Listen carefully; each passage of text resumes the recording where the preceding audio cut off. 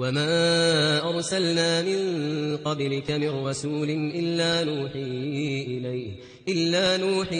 إليه أنه لا إله إلا أنا فاعبدون. السلام علیکم ورحمۃ اللہ وبرکاتہ. الحمد للہ والصلاة والسلام علی رسول اللہ وعلی آلہ واصحابہ ومن والاه. اشہد ان لا الہ الا اللہ واشہد ان محمدا عبدہ ورسولہ. اما بعد. قابل احترام سامعین و سامعات، انشاءاللہ ہم لوگ کتاب التوحید کا تعارف پیش کرنے جا رہے ہیں. کتاب کا نام ہے کتاب التوحید، مختصر نام کتاب کا کتاب التوحید. اس مختصر نام پر تمام نسخوں کا اتفاق ہے، کسی کا اختلاف اس نام میں نہیں ہے. اس مختصر سے نام کے سلسلے میں کسی کا اختلاف نہیں، کتاب التوحید. البتہ اس کے بعد کچھ اضافہ ہے نام میں. اس اضافے سے متعلق نسخوں کا اختلاف ہے، علماء کا اختلاف آپ کو ملے گا. اس سلسلے میں دیکھیں 5 نام ذکر کیے جاتے ہیں اختلاف کے ساتھ. نمبر 1، شیخ کے جو پوتے تھے محمد عبد الوہاب رحمہ اللہ کے جو پوتے سلیمان، ان کے نسخے کے مطابق کتاب کا نام ہے کتاب التوحید الذی هو حق اللہ علی العبید. نمبر 2، حسین بن غنام جن کی کتاب تاریخ نجد ہے، اس کتاب میں انہوں نے کتاب التوحید کا نام اس طرح ذکر کیا ہے، کتاب التوحید فیما یجب من حق اللہ علی العبید. نمبر 3، بعض نسخوں کے مطابق کتاب التوحید کا نام اس طرح لکھا گیا کتاب التوحید وہو حق اللہ علی العبید. نمبر 4، بعض نسخوں میں اس طرح لکھا گیا کتاب التوحید الذی هو حق اللہ علی العباد. اور نمبر 5، بعض نسخوں میں اس طرح لکھا گیا کتاب التوحید الذی خلق لاجلہ العبید. یہ 5 نام ہیں، اختلاف کے ساتھ آئے ہیں کتاب التوحید کے، لیکن اس میں راجح بات اور سب سے صحیح نام کتاب التوحید کا وہ ہے کتاب التوحید الذی هو حق اللہ علی العبید.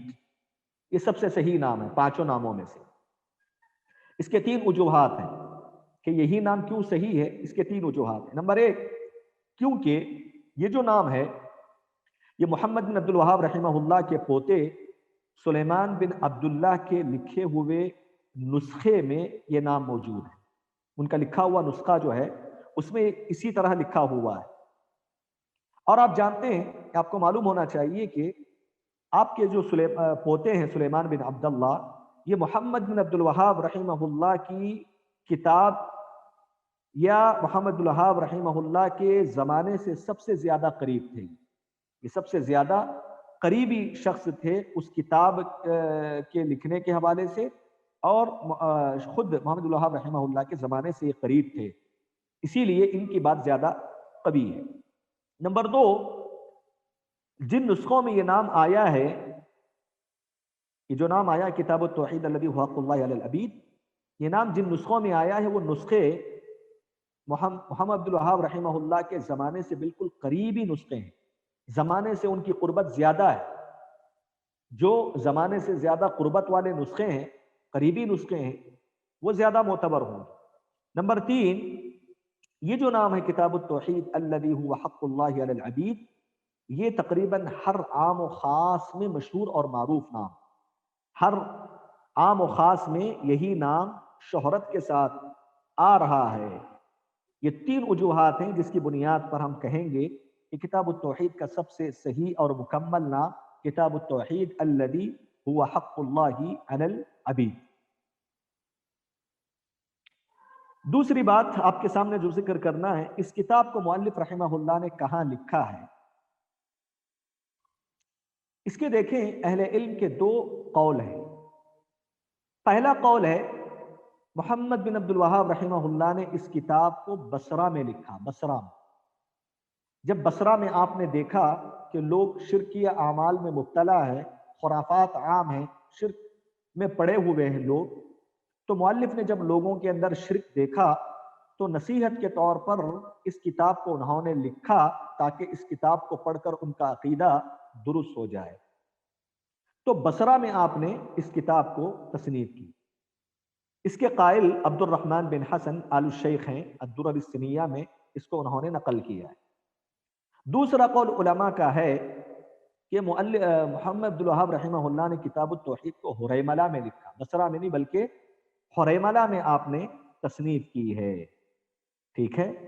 جب عراق سے آپ علم حاصل کر کے واپس آئے حریملہ، تو حریملہ میں آپ نے اس کتاب کو لکھا. تو یہ جو قول ہے ابن غنام کا ہے، جو انہوں نے تاریخ نجد میں جس کا ذکر کیا، اور عبد اللطیف آل شیخ کا قول ہے جس کو انہوں نے درر السنیہ میں نقل کیا ہے، ذکر کیا ہے اس قول کو. تو دوسرا قول ہے حریملہ میں آپ نے لکھا ہے. لیکن راجح قول کیا ہے؟ راجح قول آپ یاد رکھیں، راجح قول اس مسئلے میں یہی ہے کہ محمد عبد الوہاب رحمہ اللہ نے کتاب التوحید کی تصنیف بصرہ میں لکھی ہے. بصرہ میں آپ نے لکھی. کیوں لکھی؟ کیونکہ آپ نے وہاں جب شرکیہ اعمال اور خرافات کو دیکھا تو نصیحت کے طور پر آپ نے اس کتاب کی تصنیف کی ہے. لیکن البتہ آپ نے جب بصرہ میں کتاب لکھی تھی اس وقت آپ نے باب اور قرآنی آیات اور نبی صلی اللہ علیہ وسلم کے احادیث اور صحابہ کے آثار نقل کی. فیہ مسائل کا آپ نے ذکر نہیں کیا. فیہ مسائل کا آپ نے ذکر نہیں کیا ہے. یہ فیہ مسائل کیا ہے؟ میں انشاءاللہ اس کے ختم ہونے کے بعد ساری چیزیں آپ کو اسکرین پہ کتاب کو لا کر سمجھاؤں گا. تو مؤلف رحمہ اللہ نے بصرہ میں جو کتاب لکھی، چونکہ وہ زیادہ مشہور نہیں تھے، اس وقت شہرت زیادہ ان کو نہیں ملی تھی، اسی لیے انہوں نے مناسب سمجھا کہ فیہ مسائل نہیں لکھیں گے بلکہ صرف کیا کریں گے، قرآنی آیات اور احادیث وغیرہ لکھیں گے. اس میں ایک ادب ملتا ہے ہم لوگوں کو. دیکھیے، ہم میں سے اگر کوئی آدمی معروف اور مشہور نہیں ہے عوام میں عالم ہونے کی حیثیت سے، تو ہم لوگوں کو جو بھی بات کہیں کتاب اللہ سنت رسول کا حوالہ دے کر کہیں یا بڑے بڑے علماء کا حوالہ دے کر کہیں، سامنے والے کو اعتماد ہو جائے. ہم ابھی زیادہ مشہوری نہیں ہیں تو ہم صحیح بات ہم کہتے ہیں، لیکن علماء کا اگر حوالہ نہیں دیں گے، کتاب اللہ سنت رسول کا حوالہ نہیں دیں گے، تو ہماری بات پر لوگ اعتماد نہیں کریں گے. اسی لیے مؤلف نے اس حکمت کے پیش نظر، کیونکہ وہ معروف نہیں تھے، تو بصرہ میں انہوں نے قرآنی آیات اور احادیث پر اتفاق کر لیا صحابہ کرام کے آثار پہ. فیہ مسائل کا ذکر نہیں کیا، کیونکہ فیہ مسائل میں خود وہ اپنے فائدے ذکر کرتے ہیں، تو بصرہ میں انہوں نے وہ ذکر نہیں کیا، صرف اسی پر اکتفا کر لیا. لیکن بعد میں جب حریملہ آئے، آنے کے بعد انہوں نے پھر سے کتاب التوحید پر نظر ثانی کر کے اس کو مہذب بنایا، مرتب بنایا، پھر ساتھ میں فیہ مسائل کا اضافہ کیا حریملہ میں. سمجھ رہے ہیں؟ تو اس اعتبار سے جو علماء عبد اللطیف آل شیخ، ابن غمام جو کہتے ہیں کہ حریملہ میں محمد بن عبد الوہاب رحمہ اللہ نے کتاب کی تصنیف کی ہے، ان کا یہی مطلب ہے کہ مؤلف نے حریملہ میں مہذب کیا، مرتب کیا، فیہ مسائل کا اضافہ کیا. یہ کہنا چاہتے ہیں وہ. ان کے قول کا یہ مطلب نہیں ہے کہ بصرہ میں آپ نے نہیں لکھا، یہ مطلب نہیں ہے، بلکہ وہ بھی مانتے ہیں کہ بصرہ میں آپ نے لکھا ہے لیکن حریملہ میں لکھا ہے. ان کے اس قول کا مطلب، صحیح مطلب یہی ہے کہ مؤلف رحمہ اللہ نے پھر سے حریملہ میں اس کتاب کو مہذب کیا، فیہ مسائل کا اضافہ کیا.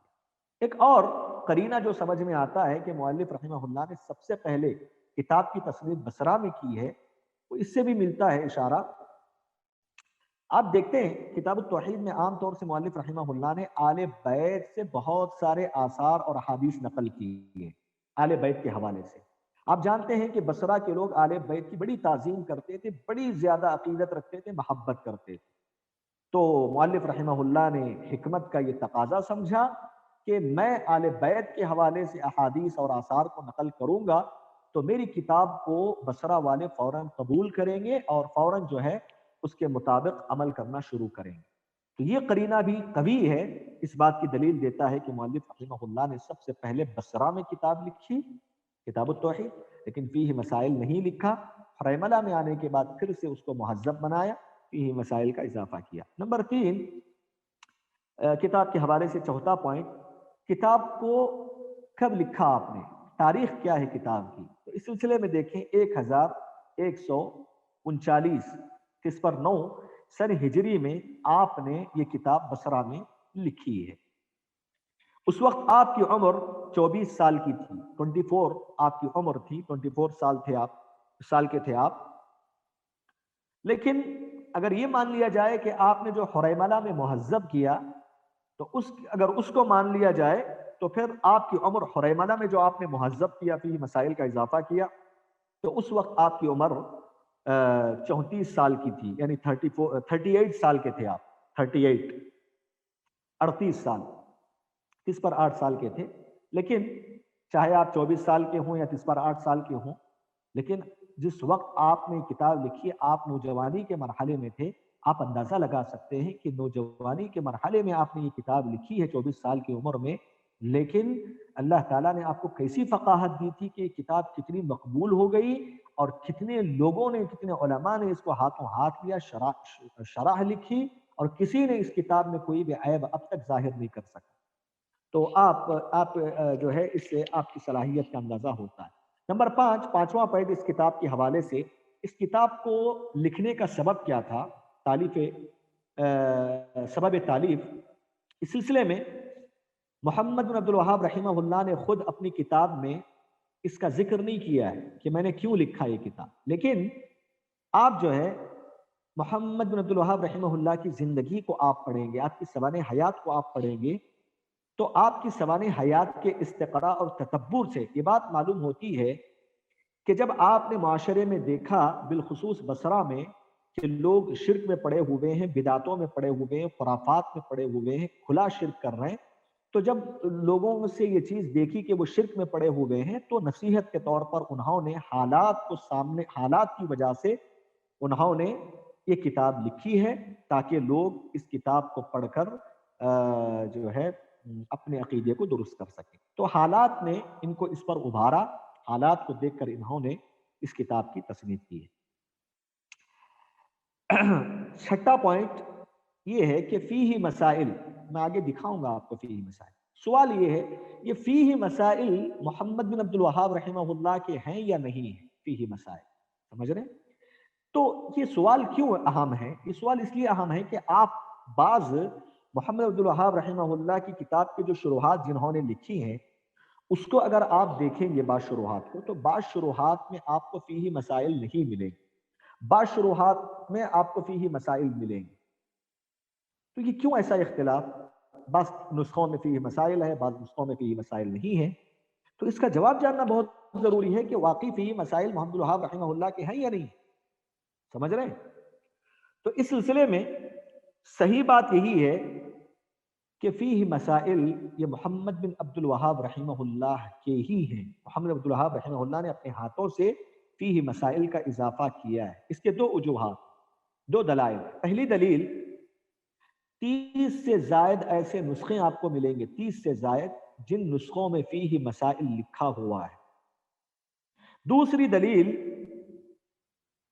جن لوگوں نے بھی کتاب التوحید کی شرح لکھی ہے، چاہے وہ متقدمین ہوں یا معاصرین ہوں، دونوں نے اپنی اپنی شرح میں فیہ مسائل کا ذکر کیا اور فیہ مسائل کی تشریح بھی کی ہے، اس کی شرح کی۔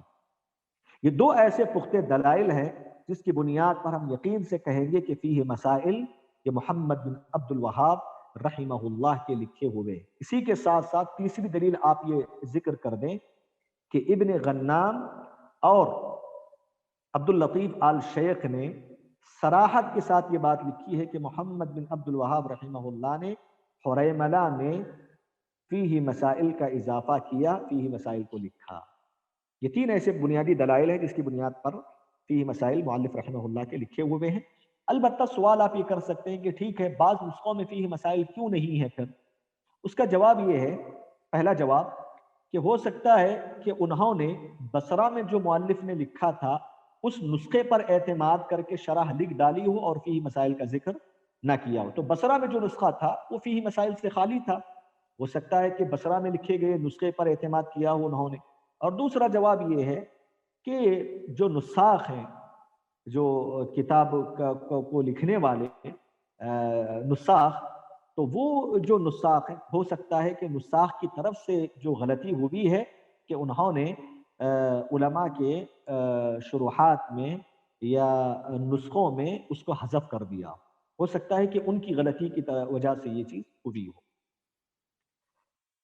نمبر 7، 7واں پوائنٹ، اس کتاب کا موضوع کیا ہے؟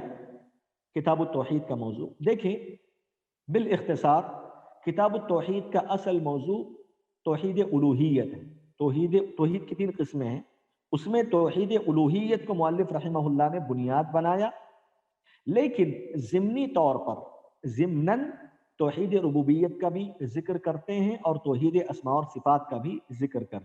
تینوں قسمیں اس میں مؤلف نے ذکر کی ہیں، لیکن اصل مقصد کتاب التوحید کا موضوع توحید الوہیت ہے، چونکہ توحید الوہیت کا تعلق توحید ربوبیت اور توحید اسماء اور صفات سے بھی ہے، اسی لیے انہوں نے ضمناً توحید ربوبیت کا بھی ذکر کیا ہے، توحید اسماء و صفات کا بھی ذکر کیا ہے، لیکن اصل موضوع توحید الوہیت، یہ بنیادی طور سے۔ اور دوسرا جو موضوع ہے اس کتاب کا وہ یہ کہ ہر وہ چیز جو لوگوں کو شرک تک پہنچانے والی ہے، شرک اکبر تک پہنچانے والے وسائل ہیں، اس کا بھی ذکر مؤلف نے اس کتاب میں ذکر کیا ہے۔ ایسے وسائل یا تو وہ شرک اکبر تک لے جانے والے، جس کا ہم شرک اصغر کہتے ہیں، اس کا ذکر کیا، اور شرک اکبر کا بھی مفصل طور سے ذکر کیا ہے۔ سمجھ رہے ہیں؟ تو توحید کو ختم کرنے والی چیزیں، چاہے وہ شرک اکبر کی شکل میں ہو، شرک اصغر کی شکل میں ہو، یا بدعتوں کی شکل میں ہو، یا کبیرہ گناہوں کی شکل میں ہو، ان تمام چیزوں کو بھی مؤلف نے اپنی کتاب میں موضوع بنایا، موضوع کے طور پر موضوع بنایا، اور ان چیزوں کا ذکر کیا تاکہ لوگ شرک اکبر سے، شرک اصغر سے، بدعتوں سے اور گناہ کبیرہ سے اپنے آپ کی حفاظت کر کے اپنی توحید کو مکمل کر سکیں۔ تو خلاصہ کتاب کا جو موضوع ہے وہ بنیادی طور سے توحید الوہیت، ضمناً توحید ربوبیت اور اسماء اور صفات بھی اس میں ذکر کیا گیا اس کتاب میں۔ اور دوسرا جو اہم نقطہ ہے وہ یہ کہ توحید میں خلل پیدا کرنے والی چیزیں، چاہے وہ شرک اکبر ہوں، شرک اصغر ہوں، یا گناہ کبیرہ بدعتیں ہوں، اس کا بھی ذکر اس میں ملے گا تاکہ لوگ ان تمام خرابیوں سے اپنے آپ کی حفاظت کر سکیں۔ سوال یہ ہے کہ مؤلف رحمہ اللہ نے کیوں اس کتاب میں، کتاب التوحید میں، توحید الوہیت کو اصل موضوع بنایا؟ کیوں؟ اس کے 3 وجوہات ہیں۔ سب سے پہلی وجہ یہ ہے کہ کتاب اللہ سنت رسول میں جب مطلقاً توحید کہا جاتا ہے، اور سلف صالحین کے زبان پہ کتابوں میں مطلقاً جب توحید کہا جاتا ہے، اس سے مراد توحید الوہیت ہی ہوتی ہے۔ تو کتاب اللہ سنت رسول کے منہج کے مطابق اور سلف صالحین کے طریقے کے مطابق انہوں نے کتاب توحید الوہیت کو بنیاد بنایا۔ جب بھی توحید کہا جاتا ہے مطلقاً تو مراد توحید الوہیت ہوتی ہے، تو اسی کی اقتدا کرتے ہوئے مؤلف رحمہ اللہ نے توحید الوہیت کو اپنی کتاب کا اصل موضوع بنایا۔ دوسری وجہ، چونکہ مؤلف کے زمانے میں توحید الوہیت کی سخت ضرورت تھی، لوگ جو ہے توحید الوہیت کے سلسلے میں بہت زیادہ خرابیوں میں پڑے ہوئے تھے، شرک عام تھا، بدعتیں عام تھی، خرافات عام تھی، کفر عام تھا، تو اسی لیے انہوں نے اپنے زمانے میں، اپنے دور میں سخت اس کی ضرورت محسوس کی، اور اس وقت سخت ضرورت تھی، تو سخت ضرورت کی وجہ سے انہوں نے توحید الوہیت کو اپنی کتاب کا موضوع بنایا۔ تیسری وجہ، چونکہ مؤلف رحمت اللہ علیہ سے پہلے کوئی بھی ایسے مستقل اور جامع کتاب توحید الوہیت کی موضوع پر نہیں لکھی گئی، مستقل اور جامع طور پہ، اسی لیے انہوں نے دیکھا کہ کتابیں اس پر نہیں لکھی گئی ہیں، اسی لیے انہوں نے اس کتاب یعنی توحید الوہیت کو اپنی کتاب کا موضوع بنا کر مستقل طور پر کتاب کی تصنیف کر ڈالی۔ یہ 3 وجوہات ہیں، سمجھ رہے ہیں؟ پہلی وجہ یہ ہے سلف صالحین کی اقتداء میں، دوسری وجہ سخت ضرورت محسوس ہوئی، اور تیسری وجہ یہ ہے کہ چونکہ توحید الوہیت پر بہت کم لکھا گیا تھا، اس کی بنیاد پر مؤلف نے توحید الوہیت کو اپنی کتاب کا موضوع بنایا۔ نمبر 8، 8واں پوائنٹ، کتاب کا منہج کیا ہے؟ کتاب کا منہج کیا ہے؟ منہج الکتاب، منہج کی کتاب کے سلسلے میں نمبر 1، سب سے پہلے مؤلف رحمۃ اللہ علیہ اپنی کتاب میں ہیڈنگ باندھتے ہیں، ابواب باندھتے ہیں، باب کذا و کذا، باب کذا و کذا، ٹھیک ہے؟ توحید کے یا شرک کے کسی مسئلے کو سمجھانے کے لیے ہیڈنگ باندھتے ہیں، باب کذا، باب کذا، سمجھ رہے؟ باب من حقق التوحید دخل الجنہ، باب فضل التوحید وما يكفر من الذنوب، باب من الشرک لبس الحلقۃ او الخیط ونحوه۔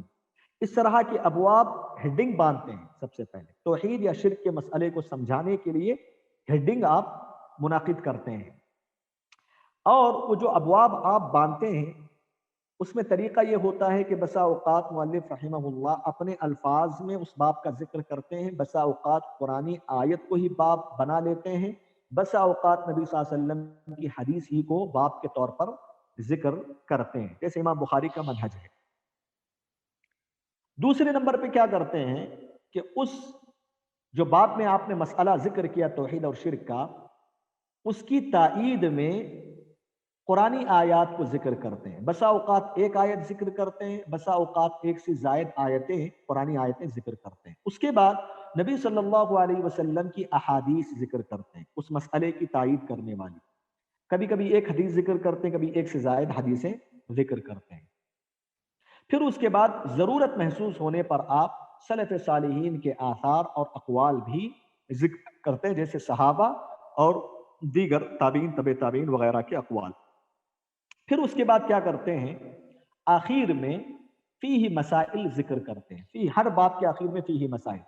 فیہ مسائل میں کیا کرتے ہیں کہ فیہ مسائل میں جو باب کے اندر انہوں نے قرآنی آیات ذکر کیے ہیں، نبی صلی اللہ علیہ وسلم کی احادیث اور صحابہ کے آثار، سلف کے آثار جو نقل کیے ہیں، اس سے توحید اور شرک سے متعلق جو فائدے ہیں ان فائدوں کو وہ جمع کرتے ہیں۔ فیہ مسائل، ان فائدوں کو وہ جمع کرتے ہیں، اس کے اندر بہت زیادہ خیر ہے، توحید کے خزانے موجود ہیں فیہ مسائل۔ فیہ مسائل کو ہلکا نہیں لینا چاہیے، بہت سارے طلبہ اس کو معمولی سمجھتے ہیں فیہ مسائل کو، ارے ہم نے تو باب ختم کر لیا، کیا نہیں، فیہ مسائل بہت اہم ہے، اور علماء نے اس کی مستقل شرح لکھی ہے فیہ مسائل۔ تو یہ فیہ مسائل ذکر کر کے کتاب و سنت سے حاصل شدہ فائدے اس میں ذکر کرتے ہیں۔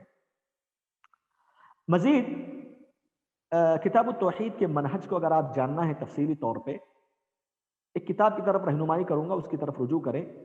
استاذ محترم محدث مدینہ عبد المحسن العباد حفظہ اللہ کی کتاب ہے، نام ہے منہج شیخ الاسلام محمد بن عبد الوہاب رحمہ اللہ فی التألیف۔ منہج شیخ الاسلام محمد الوہاب رحمہ اللہ فی التألیف، اس کتاب میں محمد بن عبد الوہاب رحمہ اللہ کا جو منہج ہے اس کو مفصل طریقے سے آپ نے ذکر کیا ہے۔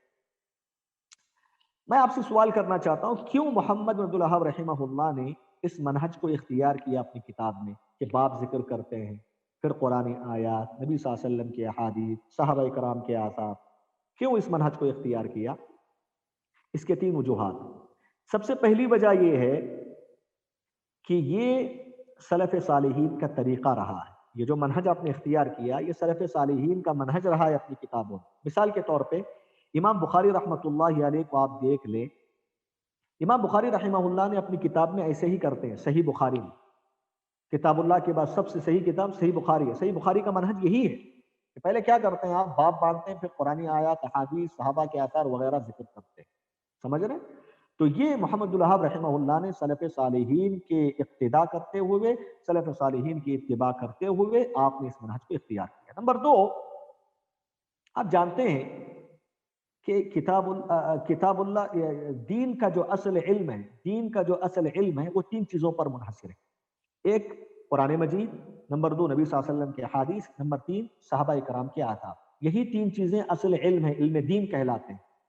علامہ ابن قیم رحمہ اللہ نے ذکر کیا، شعر میں کہا، العلم ما قال اللہ وقال الرسول وقال الصحابۃ ہم اولو العرفان۔ علم کیا ہے؟ وہ ہے جس کو قرآن نے کہا، جس کو نبی صلی اللہ علیہ وسلم نے کہا، جس کو صحابہ کرام نے کہا۔ یہی 3 قسم کا علم اصل دین کا علم ہے۔ تو چونکہ کتاب اللہ دین کا اصل علم انہی 3 چیزوں پر منحصر ہے، اسی لیے اس منہج کو مؤلف نے اپنی کتاب میں لایا ہے، اس منہج کو اختیار کیا ہے۔ اس میں قرآن آیات، نبی کے احادیث اور صحابہ کرام کے آثار نقل کرتے، کیونکہ یہی تین چیزیں اصل دین کا علم کہلاتے ہیں۔ تو یہ دوسری وجہ ہے۔ تیسری وجہ کیا ہے؟ تیسری وجہ یہ ہے تاکہ لوگوں کے درمیان اختلاف ختم ہو جائے، لوگ فوراً اس میں جو باتیں بتائی جا رہی ہیں اس کو قبول کر لیں، لڑائی جھگڑا نہ کریں، انکار نہ کریں، لوگ فوراً اس کو تسلیم کرتے ہیں، لوگ جو ہے فوراً اس کو قبول کر لیں۔ اس ارادے سے انہوں نے اس منہج کو اختیار کیا۔ آپ جانتے ہیں اگر میں اپنی طرف سے کوئی بات کہوں گا، سامنے والا نہیں سن سکتا ہے یا اعتماد نہیں کر سکتا ہے، لیکن میں وہی کتاب اللہ کی بات کروں گا، نبی کی احادیث کی بات کروں گا، صحابہ کرام کی بات کروں گا، تو سامنے والے فوراً اعتماد کر کے اس کو سن لیتا ہے اور لڑائی جھگڑا ختم کر دیتا ہے۔ اسی لیے مؤلف رحمہ اللہ نے یہ دیکھا کہ اگر اس منہج کو اختیار کیا جائے تو لوگ فوراً اس کی باتیں قبول کر لیں گے، کوئی اختلاف نہیں کریں گے، تو اس وجہ سے انہوں نے اس منہج کو اختیار کیا۔ فَإِن تَنَازَعْتُمْ فِي شَيْءٍ فَرُدُّوهُ إِلَى اللَّهِ وَالرَّسُولِ إِن كُنتُمْ تُؤْمِنُونَ بِاللَّهِ وَالْيَوْمِ الْآخِرِ۔ دیکھو قرآن کا یہ منہج ہے، قرآن کہتا ہے اگر تمہیں اختلاف ہو کسی چیز میں تو اللہ کی طرف لوٹاؤ اس مسئلے کو، رسول کی طرف لوٹاؤ، یعنی کتاب اللہ سنت رسول کی طرف لوٹاؤ اگر تم سچے مومن ہو۔ تو اس وجہ سے مؤلف رحمۃ اللہ علیہ نے اس منہج کو اختیار کیا ہے۔ تو یہ تین وجوہات ہیں۔ پہلی وجہ یہ ہے سلف کی اقتداء کرتے ہوئے، دوسری وجہ چونکہ اصل دین کا علم تین چیزوں پر منحصر ہے، قرآن آیات اور نبی کے احادیث اور صحابہ اکرام کے اقوال، اور تیسری وجہ یہ ہے تیسری وجہ تاکہ لوگ اس کو فوراً قبول کر لیں، اس کو تسلیم کر لیں۔ میں آپ کے سامنے بڑی تیزی کے ساتھ احصائیہ ذکر کرنے جا رہا ہوں۔ احصائیہ کا مطلب کتاب التوحید میں کتنی آیتیں ہیں، کتنی احادیث ہیں، یہ ساری چیزیں۔ دیکھیں کتاب التوحید میں کل آیتیں ایک جو ہے احصائیہ کے مطابق تقریباً قرآنی آیات 80 ہیں، 80 قرآنی آیات مؤلف نے ذکر کی ہیں، اور احادیث کی تعداد تقریباً 141 ہے، جن میں سے صحیح بخاری اور مسلم کی جس پر 4 ہیں، جس کو صحیح بخاری اور مسلم نے روایت کیا ہے، اور صرف صحیح بخاری نے جو روایت کیا ہے، صرف صحیح بخاری کی احادیث 17 ہیں، اور صرف صحیح مسلم کی روایت جس پر 3 ہیں 23 ہیں، اور صحیحین کے علاوہ دیگر جو روایتیں ہیں وہ 74 ہیں، وہ 74 روایتیں ہیں۔ آثار کی تعداد کتنی ہے؟ آثار یعنی صحابہ کرام کے جو آثار ہیں کل ملا کر تقریباً 57 ہے، 57 ہے، 50 پر 7۔ اور اسی طرح فیہ مسائل کی کل تعداد جیسا کہ اہل علم کہتے ہیں 590 پر 2 ہے، 590 پر 2 مسئلے اور فائدے پوری کتاب میں ذکر کیا ہے مؤلف، 590 پر 2۔ سب سے کم مسائل والا باب اگر کوئی ہے تو وہ باب تفسیر التوحید و شہادت کہ اللہ الہ الا اللہ، جس میں مؤلف رحمہ اللہ نے صرف ایک مسئلہ ذکر کیا ہے، اور سب سے زیادہ مسائل والا باب ہے باب الدعاء الی شہادت اللہ الہ الا اللہ، جس میں مؤلف نے 30 مسئلے ذکر کیے ہیں۔ اس کے بعد کا پوائنٹ دیکھیں، ابواب کی تعداد کتنی ہے؟ بہت سارے باب مؤلف نے اپنی کتاب میں لائے ہیں، اس کی تعداد کل کتنی ہے؟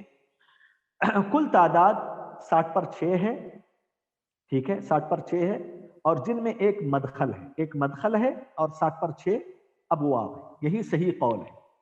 ویسے بعض علماء کہتے ہیں 60 پر 7 ابواب ہے، ان کا یہ کہنا ہے وہ کتاب التوحید جو شروع کی ہیڈنگ ہے وہ بھی باب ہے۔ ان کی دلیل یہ ہے، دیکھو جس طرح دوسرے ابواب میں مؤلف نے فیہ مسائل ذکر کیا، اسی طرح کتاب التوحید میں بھی فیہ مسائل ذکر کیا ہے پہلی ہیڈنگ میں، اسی لیے وہ بھی باب ہے۔ لیکن صحیح بات یہ ہے کہ کتاب التوحید پہلی ہیڈنگ باب نہیں ہے بلکہ مدخل ہے، یعنی تمہیدی باتیں، مقدمہ ہے وہ کتاب کا، سمجھ رہے ہیں؟ تو ان علماء کی دلیل یہ ہے جو کہتے ہیں کہ یہ مدخل ہے، کہتے ہیں کہ دیکھو محمد الوہاب رحمہ اللہ نے اپنی کتاب کو ابواب میں تقسیم کیا ہے، کتاب میں تقسیم نہیں کیا ہے، ابواب میں تقسیم کیا ہے۔ تو کتاب التوحید اگر باب ہوتا تو کہتے باب التوحید، لیکن آپ نے نہیں کہا باب التوحید، کتاب التوحید کہا ہے آپ، تو پتہ چلا کہ کتاب التوحید مدخل ہے، باب نہیں ہے۔ اس اعتبار سے کتاب التوحید کے کل ابواب 60 پر 6 ہیں، اور کتاب التوحید وہ پہلی ہیڈنگ مدخل ہے، یہی صحیح بات ہے، اس سلسلے میں یہی صحیح بات ہے۔ دیکھیں کن نکات پر مؤلف رحمۃ اللہ علیہ نے اپنی کتاب کو بنیاد بنایا، وہ کون سے اہم نکات ہیں جو ساری کتاب میں مؤلف نے ذکر کیا ہے، کن نکات پر آپ نے اپنی کتاب کو بنیاد بنایا؟ نمبر 1، توحید سے محبت اور اہل توحید سے محبت۔ نمبر 2، توحید کو جاننا، توحید کی معرفت حاصل کرنا تفصیلی طور پر اور مجمل طور پر۔ نمبر 3، توحید کو پختہ کرنا، مضبوط بنانا۔ نمبر 4، وہ چیزیں جو توحید کو ختم کرنے والی ہیں، چاہے وہ شرک اکبر کی شکل میں ہوں یا شرک اصغر کی شکل میں ہو، اس سے بچنا، اس سے اپنے آپ کو بچانا۔ نمبر 5، شرک اور مشرکین سے اعلان برات کا اظہار کرنا۔ نمبر 6، توحید کی دعوت اور تبلیغ کرنا، لوگوں کو توحید کی دعوت دینا۔ نمبر 6، اس دعوت میں آنے والی پریشانیوں اور مصیبتوں پہ صبر کرنا۔ یہ تقریباً کل ملا کر 7 ایسے نکات ہیں جن نکات پر جو ہے مؤلف رحمہ اللہ نے اس کتاب کی بنیاد رکھی ہے۔ بنیادی طور سے آپ دیکھیں گے، ایک باریکی سے غور کریں گے آپ، یہ 7 نکات پر یہ کتاب آپ کو مشتمل نظر آئے گی۔ اس کے بعد کا پوائنٹ دیکھیں، نمبر 8واں پوائنٹ، کہ جو مؤلف رحمہ اللہ نے اپنی کتاب میں احادیث ذکر کیے ہیں، ان میں سے بعض احادیث ایسی ہیں جن احادیث پر محدثین نے کلام کیا ہے، کہا ہے کہ یہ حدیثیں ضعیف ہیں، استدلال کرنا صحیح نہیں ہے۔ ایسا بعض علماء اعتراض کرتے ہیں، اور خود محمد الوہاب رحمہ اللہ پر اعتراض کرتے ہیں کہ اس قسم کی حدیثیں ان کو نہیں لانا چاہیے، ضعیف حدیثیں۔ لیکن یاد رکھیں، اس کا جواب یہ ہے کہ بعض محدثین اور علماء کہتے ہیں کہ کتاب التوحید میں کوئی بھی حدیث ضعیف نہیں، یا تو وہ صحیح درجے کی ہے یا پھر علی الاقل وہ حسن لغیرہ کی درجے کی ہے، کوئی بھی حدیث ضعیف نہیں ہے، جیسا کہ امام ابن باز رحمۃ اللہ علیہ اور شیخ صالح فوزان حفظہ اللہ نے یہ بات لکھی ہے، سمجھ رہے ہیں؟ لیکن دوسرا جو لوگ کہتے ہیں کہ بھئی محمد الوہاب رحمہ اللہ نے کیوں ضعیف حدیث نقل کی ہیں، تو ان کے میں جوابات دے رہا ہوں۔ سب سے پہلا جواب یہ ہے کہ محدثین نے کہا، بعض علماء نے کہا کہ اس میں کوئی بھی حدیث ضعیف نہیں ہے، بلکہ آخری درجے کے حسن لغیرہ کے جو حجت ہے۔ دوسرا جواب یہ دیا، جیسا کہ شیخ صالح فوزان حفظہ اللہ نے دیا، کہ اس کتاب میں، محمد الوہاب رحمہ اللہ کی کتاب میں، کچھ احادیث جو ایسی ہیں جس پر علماء کرام نے کلام کیا ہے، ضعیف احادیث ہیں، مان لیا جائے تھوڑی دیر کے لیے کہ وہ سند کے اعتبار سے ضعیف ہیں، لیکن معنی کے اعتبار سے وہ ثابت ہے۔ معنی کے اعتبار سے دوسری قرآنی آیات اور احادیث کی، صحیح احادیث کی روشنی میں اس کا معنی بالکل صحیح ہے، اس کے دیگر شواہد ہیں جو اس معنی کو تقویت پہنچاتے ہیں، جو اس معنی کو تقویت پہنچاتے ہیں۔ یہ دوسرا جواب ہے۔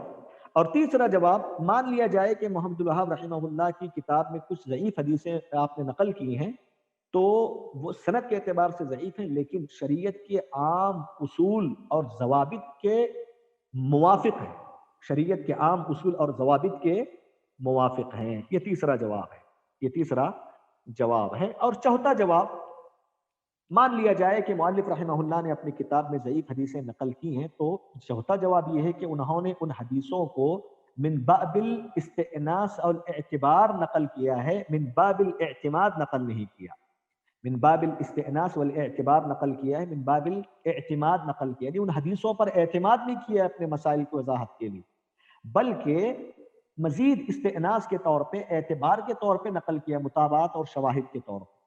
ورنہ اس سے پہلے ایسی حدیثیں ہر باب میں ملیں گی آپ کو جو صحیح ہیں، جو مسئلے کی وضاحت کرتی ہیں۔ ایسے امام بخاری میں بھی، صحیح بخاری میں بھی آپ کو یہ ملے گا، صحیح بخاری میں بھی آخر میں کچھ ایسی ہیں جو شاذ ہیں، ایسے بھی ملیں گے آپ کو اقوال۔ لیکن محمد بن عبد الوہاب رحمہ اللہ نے اپنی اس کتاب میں اگر ضعیف حدیثیں نقل بھی کی ہیں تو من باب الاعتماد نہیں، بلکہ من باب الاعتبار اور من باب الاستئناس نقل کی ہیں۔ اس کے بعد 9واں پوائنٹ دیکھیں، اس کتاب کی اہمیت، اس کتاب کا مقام اور مرتبہ۔ دیکھیں اس سلسلے میں 3 پوائنٹ آپ یاد رکھیں جو کتاب کی اہمیت کو واضح کرتے ہیں۔ سب سے اہم پوائنٹ، سب سے پہلا پوائنٹ یہ ہے کہ اس کتاب کا موضوع کیا ہے؟ توحید۔ اور آپ جانتے ہیں یہ موضوع قرآن کا موضوع ہے، نبی صلی اللہ علیہ وسلم کی زندگی کا موضوع ہے، صحابہ کا موضوع ہے، بلکہ علامہ ابن قیم کے بقول قرآن پورے کا پورا، بلکہ قرآن کی ہر آیت توحید پر مشتمل۔ تو محمد الوہاب رحمہ اللہ کی اس کتاب کا موضوع توحید الوہیت ہے، جو قرآن کی ہر آیت کا موضوع ہے۔ اس سے اس کتاب کی اہمیت کا اندازہ ہو جاتا ہے۔ دوسری وجہ، اس کتاب کے لکھنے والے مجدد دین تھے، اس کتاب کے لکھنے والے محمد بن عبد الوہاب رحمہ اللہ، جن کی شخصیت اتنی زیادہ اونچی، ربانی عالم تھے، سمجھ رہے ہیں؟ تو لکھنے والے بھی بہت بڑے عالم، مجدد دین تھے، اس سے اندازہ لگا سکتے ہیں کہ آپ کتاب کی اہمیت۔ اور تیسری وجہ کہ بڑے بڑے علماء نے اس کتاب کو ہاتھوں ہاتھ لیا، اس کی شرح لکھی، اس کے مختصرات لکھے، اس پر حاشیے لکھے اور اس کی توضیح کی اور مختلف انداز سے اس کتاب کو ہاتھوں ہاتھ لے کر اس پر کام کیا۔ کتنی شروحات، آپ کو بے شمار شروحات علماء نے لکھی ہیں اس کتاب کی، اس سے بھی کتاب کی اہمیت کا اندازہ ہو جاتا ہے۔ اس کے بعد آخر میں میں آپ کے سامنے جو پوائنٹ ذکر کرنے جا رہا ہوں وہ یہ ہے کہ ثناء العلماء علی هذا الکتاب، اس کتاب پر علماء نے جو تعریفات لکھی ہیں، جو تعریفیں کی ہیں اس کتاب کے بارے میں، وہ میں آپ کے سامنے ذکر کرنا چاہتا ہوں۔ دیکھیں سلیمان بن عبداللہ بن محمد بن عبد الوہاب، آپ کے پوتے تیسیر العزیز الحمید میں کہتے ہیں ہوا کتاب فرد فی معناہ لم يسبقه الیہ سابق ولا لحقہ لاحق، کہتے ہیں کہ یہ کتاب ایسی منفرد کتاب ہے اپنے موضوع میں، نہ اس سے پہلے لکھی گئی نہ اس کے بعد لکھی گئی۔ اس کے بعد امام ابن باز رحمۃ اللہ علیہ کہتے ہیں اس کتاب کے سلسلے میں اما الکتب المؤلفہ فی العقیدہ فمن احسنها کتاب التوحید، کہ عقیدے کے باب میں جو کتابیں لکھی گئی ہیں ان میں سب سے اچھی کتاب کتاب التوحید ہے۔